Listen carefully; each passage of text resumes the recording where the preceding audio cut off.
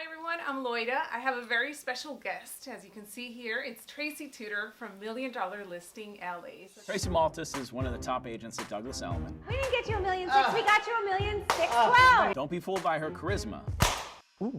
She's a boss. I don't think you want to me when it comes to this stuff. My client called me. I know exactly what you did. Hi, little one. So Tracy, thank you for taking the time. Thank you for having me. Yes, of course. Now, for anyone that has been living under a rock, can you just give us a brief introduction of yourself and how long you've been in the business? Yes. For those of you who aren't watching my show, I am on the current season of $1 Million Listing Los Angeles. This is actually my second season, and I am the first woman to appear on the show after 10 years of it being mostly men. Yes. It was about time that they got a woman. Yeah, no kidding, huh? And you're representing us very well. Yeah, good, thank God. Yes, yes. So a lot of the people that watch my YouTube videos are brand new agents or agents that have been in the business maybe for a long time or even veterans, but they're just not having a lot of success.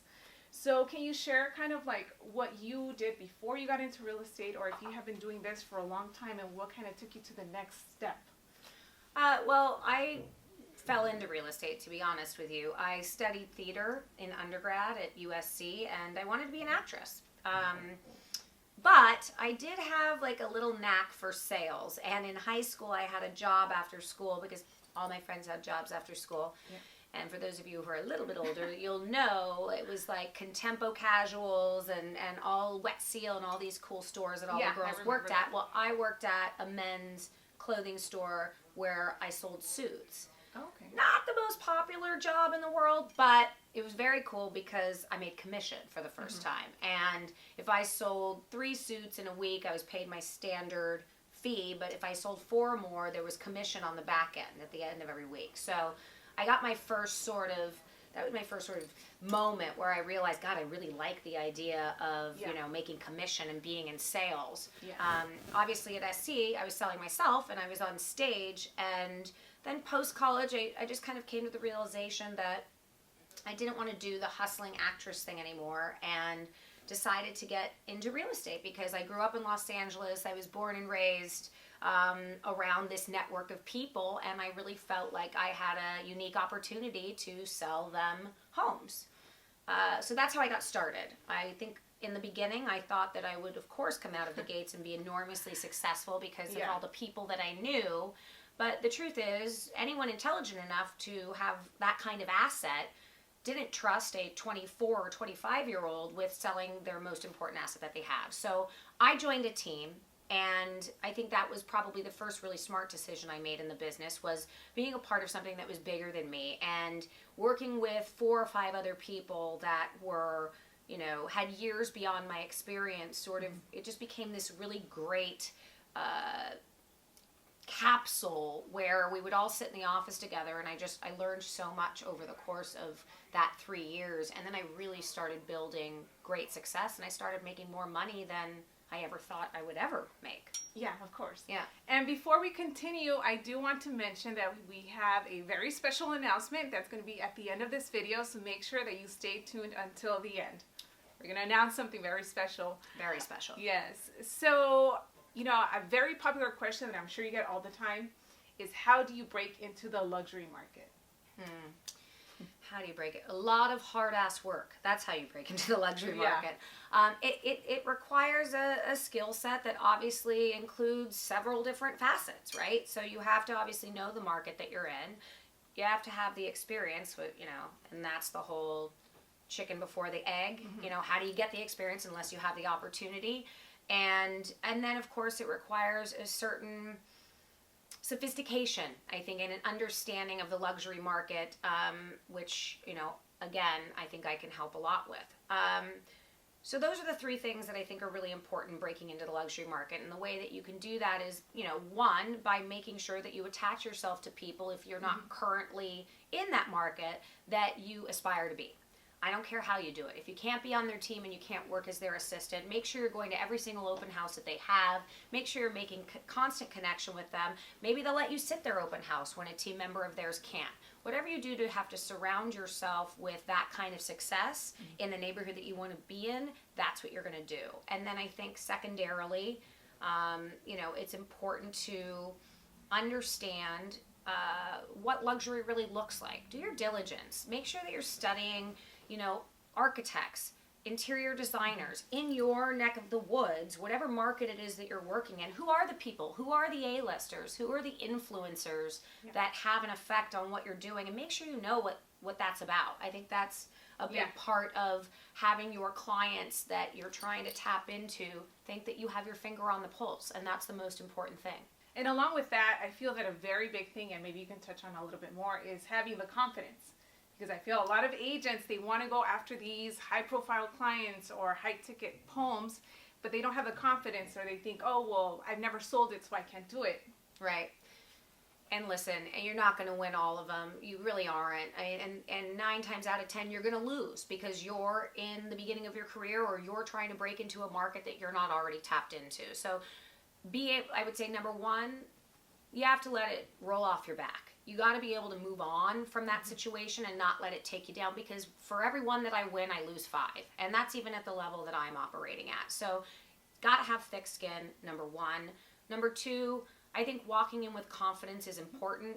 Some might say, well, how the hell do you just do that? Well, you dive off the diving board and, I don't care how deep the pool is. I mean, you can walk around the pool 150 times. You're going to have to eventually just take that leap of faith and be authentic. And I think that's another important aspect, is to really maintain who you are, because that's what is going to make it easiest for you to be confident. If you're trying to be someone else, you're trying to show someone up that is already in that market that may have a bigger bill than you do. Yeah. You don't try to act like them or be them. Be you, and just bring your A game and make sure that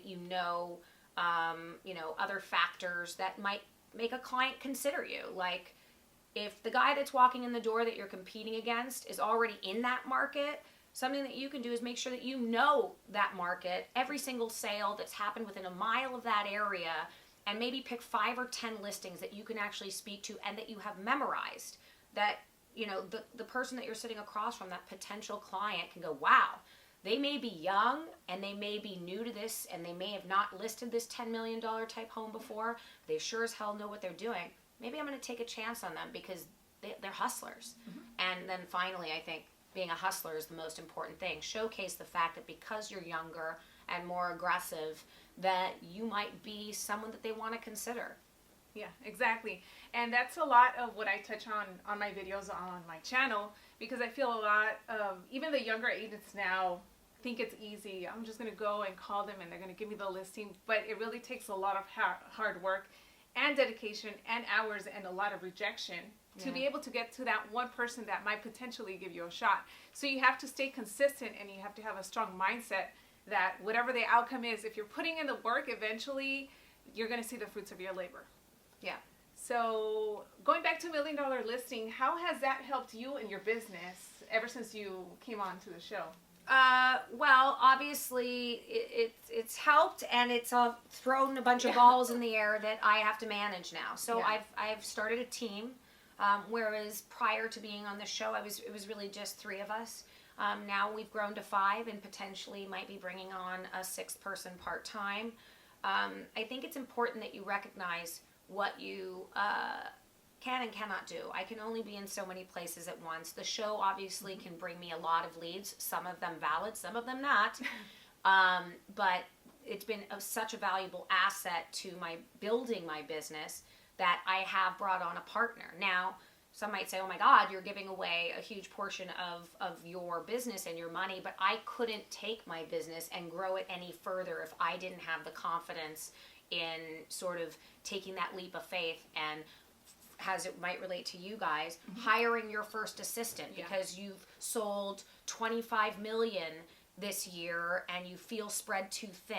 That's when you might want to say to yourself, God, I can't really afford someone at $40,000 a year, but that's what you have to do. You have to reinvest in yourself and have the confidence that it's going to produce something on the back end. And every time that I've invested in myself, whether it was my first assistant when I made 30 million, I sold my first $30 million, or adding Gina Dickerson to my team, who is my partner, and bringing on Eleanor, who is my director of operations, every time that has ended up producing a good result for me. Yeah. I think a lot of people, just like you mentioned in the beginning, when they're doing everything themselves, they're kind of feeling scared of hiring that first person. But in reality, leveraging people to do what they're good at is going to help you in your business and grow and get more deals and become more known and just get yourself out there more. Well, that, and I think it's important to give back. When you start having that kind of success and you have the ability to bring in a young woman or young man that wants to get into real estate and you can educate them on your experience so far, it makes you feel very good. And I think that there's a lot of value in that. You know, there's a lot of rejection in this business, and I think if you have someone that you can share that with and learn with and again, give back, it makes it a little bit easier, I think. Yeah.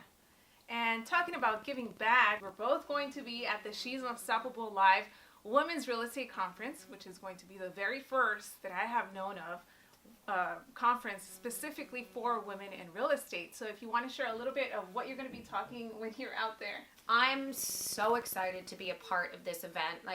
Again, I do think it's about giving back to young agents in our community, but to be a part of this movement with women in real estate is just an honor. So of course I am a part of it, and I'll have the lucky responsibility of introducing Dottie Herman, who has been a major influence on my life. I will be talking about Dottie, of course. But prior to that, I really want to speak to these agents about owning the room and about how specific steps you can take to own every room that you walk in, whether it be in business or your personal life. And I'll have some very tangible things that you can do as young women coming up in the business to further your business, increase the volume that you're doing, and of course, at the end of the day, make a ton more money. Yes, awesome. And as for myself, I will be talking about how I, as an introvert, grow my YouTube channel to almost 40,000 right now. I have been in the business for less than 4 years. Good for you, girl. Yes. So even growing up, I remember being shy and then just kind of walking like this. I would always be the last person at a presentation or to raise my hand. So for me to be doing videos and putting myself out there, it's a completely different person from who I was growing up. That's awesome. So that's exactly what I'm going to be talking about, to give women that confidence to know that you can do it out there. No matter what you look like, no matter if you think you're shy or nobody's going to listen to you, there's always room. Somebody's going to listen to you. And me talking about my story and how I grew my influence on social media, that's exactly what I wanted to share. So I'm looking forward to that. Yeah, it's going to be exciting. And then we're going to see you on YouTube. Oh, God. Spread thin already, but we'll see what we can do. We'll make sure to connect you with somebody that can help you out on the YouTube side. Good. Awesome. So thanks again for watching. If you enjoyed this video, make sure that you give it a thumbs up, share it with somebody else. The link for the She's Unstoppable Live conference will be in the description box below. It's she'sunstoppableive.com. It's going to be April 9th and 10th in the DC metro area. You definitely want to be there. Just like Tracy mentioned, Dottie Herman is going to be the keynote speaker. There's going to be over 20 women in real estate talking about tips, advice, motivation. So stay tuned. And again, she'sunstoppableive.com, and we'll see you all there. Bye.